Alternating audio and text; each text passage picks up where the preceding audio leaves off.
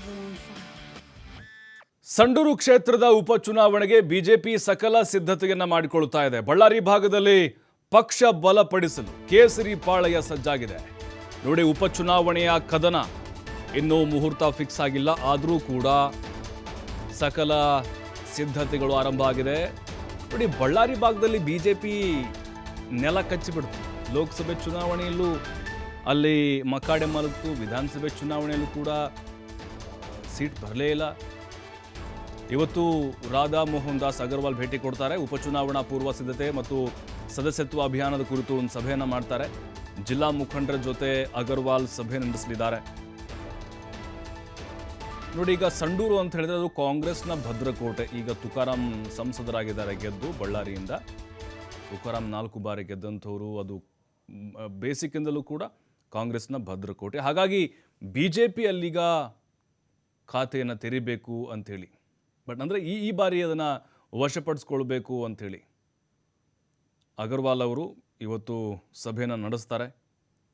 ಚುನಾವಣಾ ಪೂರ್ವ ಸಿದ್ಧತೆಗಳು, ಸದಸ್ಯತ್ವ ಅಭಿಯಾನ, ಜಿಲ್ಲಾ ಮುಖಂಡರ ಜೊತೆಗೂ ಕೂಡ ಮಾತುಕತೆ ನಡೆಸ್ತಾರೆ. ಬಟ್ ಈಗ ಏನು ಅಂತ ಹೇಳಿದ್ರೆ, ಬಳ್ಳಾರಿಯಲ್ಲಿ ಪಕ್ಷವನ್ನು ಬಲಪಡಿಸಬೇಕು ಬಿ ಜೆ ಪಿ. ಬಹಳ ದೊಡ್ಡ ಸವಾಲು. ಅವಾಗ ಬಿ ಜೆ ಪಿಯ ಭದ್ರಕೋಟೆ ಆಗಿತ್ತಿದ್ದು, 4-5 ಜನ MLA ಇರ್ತಾಯಿದ್ರು. ಈಗ ಎಲ್ಲ ಕಾಂಗ್ರೆಸ್ ಮಯ ಆಗಿಬಿಟ್ಟಿದೆ ಕಂಪ್ಲೀಟಾಗಿ ಬಳ್ಳಾರಿ ಲೋಕಸಭೆ ಮತ್ತು ವಿಧಾನಸಭೆಯಲ್ಲಿ.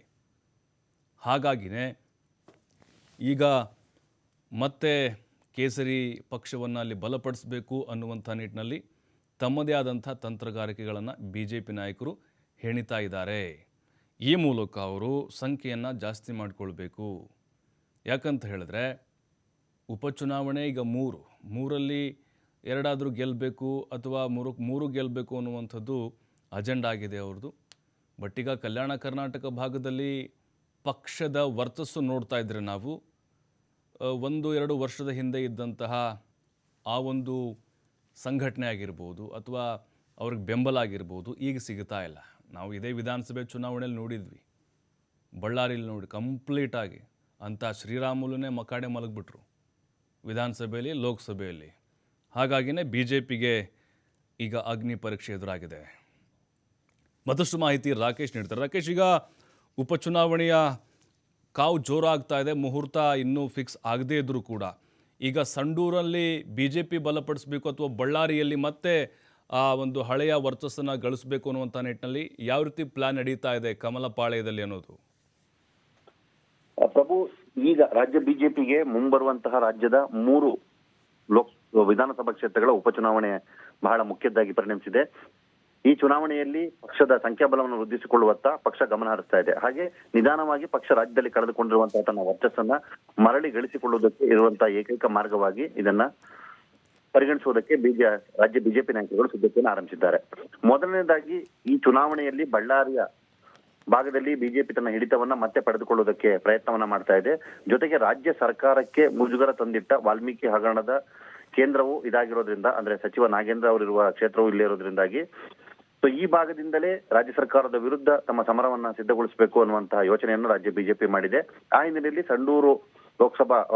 ಸಂಡೂರು ವಿಧಾನಸಭಾ ಕ್ಷೇತ್ರಕ್ಕೆ ಸಂಬಂಧಪಟ್ಟ ಹಾಗೆ ಚುನಾವಣೆಯ ಕಾರ್ಯತಂತ್ರವನ್ನು ರೂಪಿಸುವುದಕ್ಕೆ, ಉಪಚುನಾವಣೆಯ ಸಿದ್ಧತೆಯನ್ನ ಮಾಡಿಕೊಳ್ಳಕ್ಕೆ ಈಗಾಗಲೇ ತಯಾರಿ ಆರಂಭವಾಗಿದೆ. ರಾಜ್ಯ ಉಸ್ತುವಾರಿಯಾಗಿರುವಂತಹ ರಾಧಾ ಮೋಹನ್ ದಾಸ್ ಅಗರ್ವಾಲ್ ಅವರು ಇವತ್ತು ಸಂಡೂರಿನಲ್ಲಿ ಬಿಜೆಪಿ ಜಿಲ್ಲಾ ಪ್ರಮುಖರು ಹಾಗೆ ಆ ಭಾಗದ ಪ್ರಮುಖ ನಾಯಕರು ಸಭೆ ನಡೆಸಲಿದ್ದಾರೆ. ಆಕಾಂಕ್ಷಿಗಳ ಪಟ್ಟಿಯನ್ನು ಕೂಡ ಈಗಾಗಲೇ ಸಿದ್ಧಪಡಿಸಿರುವಂತಹ ರಾಜ್ಯ ನಾಯಕರು ಅದನ್ನ ಅವರ ಕೈಗೆತ್ತಿದ್ದಾರೆ. ಅಲ್ಲಿ ಅಂತಹ ಸಂಭವನೀಯ ಅಭ್ಯರ್ಥಿಗಳ ಜೊತೆಯಲ್ಲಿ ಕೂಡ ಅವರು ಮಾತುಕತೆಯನ್ನು ಮಾಡಲಿದ್ದಾರೆ.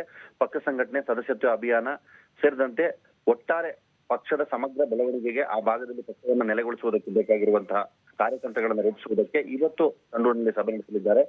ಸಭೆಯಲ್ಲಿ ಆ ಭಾಗದ ಪ್ರಮುಖ ನಾಯಕರು ಭಾಗವಹಿಸಲಿದ್ದಾರೆ.